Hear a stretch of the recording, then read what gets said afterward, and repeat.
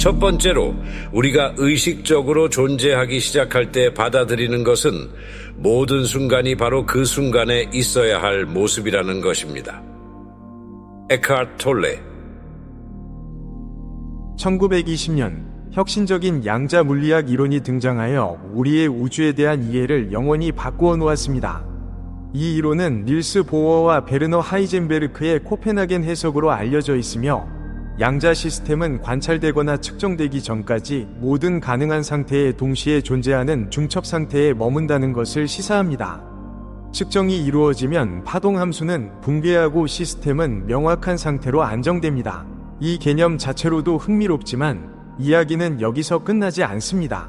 약 37년 후인 1957년 휴 에버렛 3세는 전혀 다른 관점을 제시했습니다. 이를 다중우주 해석이라고 합니다. 이 해석에 따르면 양자 사건의 모든 가능한 결과가 실제로 일어나며 그 각각은 방대한 다중우주의 한 가지 가지에서 일어난다는 것입니다. 양자 측정이 이루어질 때마다 우주는 가능한 각 결과를 수용하기 위해 여러 세계로 나뉩니다. 이 시나리오에서는 파동 함수가 붕괴하지 않으며 대신 모든 잠재적인 상태가 분리된 상호작용하지 않는 우주에서 계속 존재합니다. 각 우주의 관찰자는 그 결과 중 하나만 인지하게 되며, 이는 우리가 일상생활에서 중첩을 보지 않는 이유를 설명합니다. 여기서 잠시 주의를 환기하고 싶습니다. 이 소개 부분이 약간 복잡하게 들릴 수도 있다는 것을 알고 있습니다. 특히 과학 개념, 특히 양자 물리학에 익숙하지 않은 분들에게는 말이죠. 하지만 여기서부터는 더 쉽게 이해할 수 있도록 노력할 것이며, 이 비디오에서 가르치는 모든 내용을 이해할 수 있도록 하겠습니다. 관찰의 전환점으로서의 역할. 두 이론에서 정말로 흥미로운 점은 관찰의 중심적인 역할입니다. 두 경우 모두 세계의 분열이나 파동 함수의 붕괴를 초래하는 것은 관찰하거나 측정하는 행위입니다. 만약 우리가 양자 현상과 고대 영적 전통의 실천들, 예를 들어 요가, 불교, 수피 수도승들의 실천을 깊이 연구한다면 한 단어가 반복적으로 등장할 것입니다. 관찰. 무언가를 관찰하려면 우리는 그것에 주의를 기울여야 합니다. 그리고 우리가 발견한 것은 올바른 종류의 주의를 기울일 수 있을 때 우리는 우리의 삶에서 원하는 양자 사건을 나타낼 수 있다는 것입니다. 이 비디오에서 저는 여러분과 함께 주의를 사용하는 방법을 공유하고 여러분이 원하는 현실을 창조하는 방법을 설명할 것입니다. 그리고 여러분이 주의를 집중하는 방법을 배우는 동안 이것이 현실을 창조하는 사람으로서 개발할 수 있는 가장 강력한 능력임을 이해하게 될 것입니다. 에너지는 주의를 따른다. 우리의 주의가 어떻게 현실의 버전을 결정하는지를 이해하기 위해서는 먼저 에너지가 어떻게 흐르는지 이해해야 합니다. 당신이 인생에서 막힌 느낌이 들거나 어떤 일이 도저히 해결되지 않는 것처럼 느껴질 때, 혹은 비슷한 상황이 계속해서 나타날 때 어디선가 에너지가 정체되어 있다는 것을 이해할 필요가 있습니다. 에너지는 본래의 성질상 흐를 필요가 있습니다. 흐를 수 없다면 정체되고 우리는 같은 상황을 반복해서 경험하게 됩니다. 에너지의 흐름을 지시하는 것은 바로 주의입니다. 주의가 가는 곳에 에너지가 흐릅니다. 대부분의 사람들은 우리의 주의가 두 가지 주요 유형이 될 수 있다는 것을 알지 못합니다. 극성주의와 비극성주의.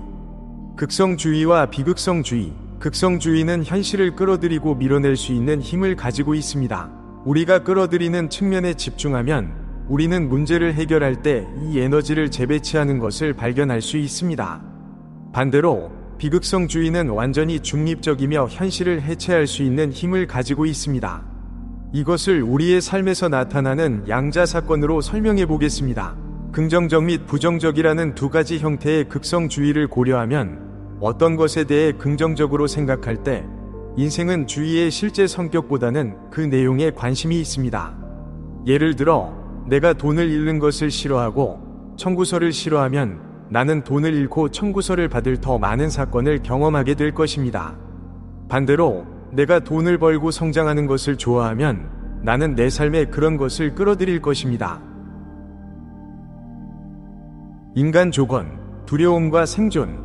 인간으로서 우리는 두려움과 생존 모드에서 살도록 평생 동안 조건화되어 왔습니다. 이것은 우리의 생물학의 일부가 되었습니다.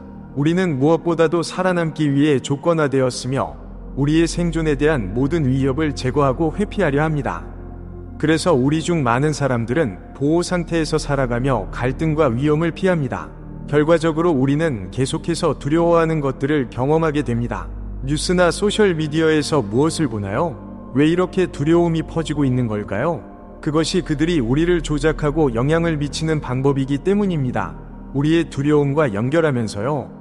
두려움, 분노 또는 자부심 상태에서는 쉽게 행동으로 옮기게 됩니다. 이것이 많은 사람들이 같은 관계 패턴에 갇히거나 반복적인 도전에 직면하는 이유입니다. 그들은 과거에 무언가를 피하려고 집중하고 있고 그것이 계속해서 그들에게 끌어들여지는 것입니다. 비극성주의의 힘. 여기서 비극성주의가 등장합니다. 만약 우리가 우리의 삶에 일어나는 사건을 비극성주의로 인식할 수 있다면 그것은 단순히 우리 삶에 들어오고 지나갈 것입니다. 우리에게 아무런 영향도 미치지 않습니다. 예를 들어 당신이 높은 세금 고지서를 받고 그것을 긍정적이든 부정적이든 감정 없이 단순히 받아들인다면 당신의 인생은 이전과 같은 길을 갈 것이며 크게 변하지 않을 것입니다. 결국 당신이 즉시 그것을 바꾸기 위해 할 수 있는 것은 무엇일까요?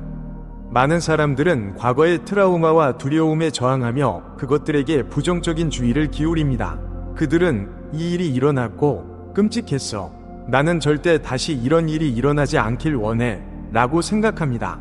그러나 이러한 과거의 경험을 피하려고 노력하는 동안 그들은 실제로 저항의 에너지를 투입하고 있습니다. 그리고 우리가 저항하는 것은 지속됩니다. 수용을 통한 변화. 저항의 해독제는 수용입니다. 현재 순간과 그 모든 불완전함, 문제, 도전들을 온전히 받아들이는 것이 중요합니다. 우리가 수용할 때 우리는 저항을 멈추게 됩니다. 그리고 그 순간 우리는 우리의 현실을 변화시키기 시작할 수 있습니다. 많은 현자들이 사용하는 강력한 기술이 있으며 당신도 적용할 수 있는 방법이 있습니다. 이를 수용하고 재지향하기 방법이라고 합니다. 수용하고 재지향하기 방법. 완전한 수용. 먼저 우리는 우리의 현재 상황, 문제나 도전들이 무엇이든지 간에 그것들을 완전히 받아들여야 합니다. 이는 우리의 가장 큰 두려움이 현실이 되었음을 상상하고 그럼에도 불구하고 삶이 계속된다는 것을 인식하는 것을 포함합니다. 우리가 최악의 상황을 받아들일 때 우리는 저항을 멈추고 저항의 에너지를 해방합니다. 숨겨진 축복 찾기. 상황을 받아들인 후 우리는 이 겉보기에 부정적인 사건이 숨겨진 축복일 수 있는 방법을 찾기 시작할 수 있습니다. 어떤 사건이든 중립적이며 우리는 그것에 긍정적이거나 부정적인 의미를 부여합니다. 그러므로 장애물을 나쁜 것으로 보는 대신 우리는 이것이 나에게 어떻게 유익할 수 있을까? 라고 자문할 수 있습니다. 긍정적인 재지향. 우리가 수용하고 상황의 긍정적인 가능성을 본 후 우리는 실제로 원하는 것에 우리의 주의를 돌립니다. 저항의 에너지를 해방하면 우리는 원하는 것에 주의를 집중할 더 많은 능력을 가지게 됩니다. 현실 생활에 적용하기. 이 기술이 어떻게 작용하는지 설명하기 위해 저는 조안의 이야기를 공유하겠습니다. 몇 년 전 조안의 꿈은 정규직을 그만두고 기업가가 되어 시간과 재정의 자유를 얻는 것이었습니다. 그는 목표를 달성하기 위해 열심히 일했지만 항상 실패에 대한 두려움에 사로잡혀 있었습니다. 이 두려움이 그의 주의를 소비했습니다. 조안은 실패를 피하려는데 너무 집중한 나머지 두려움과 불안의 에너지를 더 많이 끌어들이고 있었습니다. 그리고 그가 가장 두려워했던 일이 일어났습니다. 그는 중요한 한 달 동안 재정적 목표를 달성하지 못했고 이는 절망의 악순환을 불러왔습니다. 그러나 그 낮은 시점에서 무언가가 변화했습니다. 조안은 자신의 실패를 받아들이고 저항을 멈췄습니다. 그 순간부터 그는 실패에 저항하는 데 사용했던 에너지를 해방하고 실제로 달성하고자 하는 것에 그것을 돌리기 시작했습니다. 그 결과는 놀라웠습니다. 다음 달, 조안은 첫 번째 큰 재정적 성공을 거두었고 그 이후로는 계속 성장했습니다. 그가 실패에 대한 저항을 풀고 성공에 초점을 맞췄을 때 결과는 그에게 놀랍도록 나타나기 시작했습니다. 끌어당김의 법칙과 위식. 여기서 설명한 것은 끌어당김의 법칙 원칙과도 일치합니다. 이 법칙은 우리가 우리의 주의를 어디에 두느냐에 따라 그것이 확장된다고 말합니다. 우리의 마음과 가슴이 두려움과 걱정으로 가득 차 있다면 우리는 이러한 감정을 확인시켜주는 상황을 경험할 가능성이 더 높습니다. 반면에 우리가 긍정적인 주의와 수용의 상태를 유지한다면 우리의 현실에서 중요한 변화를 발견하기 시작할 것입니다. 여기서 의식이 중요한 역할을 합니다. 우리가 어떤 종류의 주의를 실천하고 있는지 인식하는 것이 필수적입니다. 종종 우리는 부정적인 주의의 무의식적인 패턴에 빠지기 쉽습니다. 이는 우리가 그렇게 하도록 조건화되어 왔기 때문입니다. 그러나 좋은 소식은 우리가 우리의 의식을 더 긍정적이고 덜 반응적으로 훈련할 수 있다는 것입니다. 수용하고 재지향하기 기술을 사용한 성공 사례들. 이제 수용하고 재지향하기 기술이 일상생활에서 어떻게 적용될 수 있는지에 대한 몇 가지 실용적인 예를 더 살펴보겠습니다. 예를 들어, 당신이 현재 관계에서 소통 문제를 겪고 있다고 가정해보세요. 매번 논쟁이 일어날 때마다 당신은 오해받는 느낌을 받고 상황은 더 나빠지는 것처럼 보입니다. 당신은 논쟁을 두려워하기 시작하고 당신의 주의는 더 많은 오해에 대한 두려움에 고정됩니다. 수용하고 재지향하기 기술을 적용하면 먼저 당신은 논쟁이 모든 관계의 일부라는 사실을 받아들입니다. 저항하는 대신 당신은 자신의 감정과 오해받을 두려움을 인정합니다. 그런 다음 당신은 숨겨진 축복을 찾기 시작합니다. 어쩌면 이러한 오해는 서로를 더 잘 이해하고 관계를 강화할 기회일 수 있습니다. 이러한 사고방식으로 당신은 주의를 소통을 개선하는 대로 돌리고 적극적으로 파트너의 말을 듣고 자신의 감정을 명확하고 애정 어린 방식으로 표현하기 시작합니다. 또 다른 예는 직장에서 찾아볼 수 있습니다. 당신이 현재 직장에서 자신의 가치를 인정받지 못한다고 느낀다고 가정해 봅시다. 직업을 잃는 것이 두려워서 좋아하지 않는 프로젝트를 수락하고 자신을 증명하려고 과도하게 일합니다. 이 저항은 스트레스와 소진을 초래합니다. 수용하고 재지향하기 기술을 사용하면 당신은 현재의 직장이 당신의 성장에 이상적이지 않을 수 있다는 현실을 받아들입니다. 이 상황과 싸우는 대신 당신은 자신의 불만을 성장의 지표로 받아들이고 새로운 기회를 찾기 시작합니다. 그 후 당신은 주의를 자신의 기여를 진정으로 가치 있게 여길 직업을 얻기 위해 필요한 기술 개발로 돌립니다. 당신은 학습 기회를 찾고 네트워킹을 하고 심지어 자신의 사업을 시작하는 것까지 고려합니다.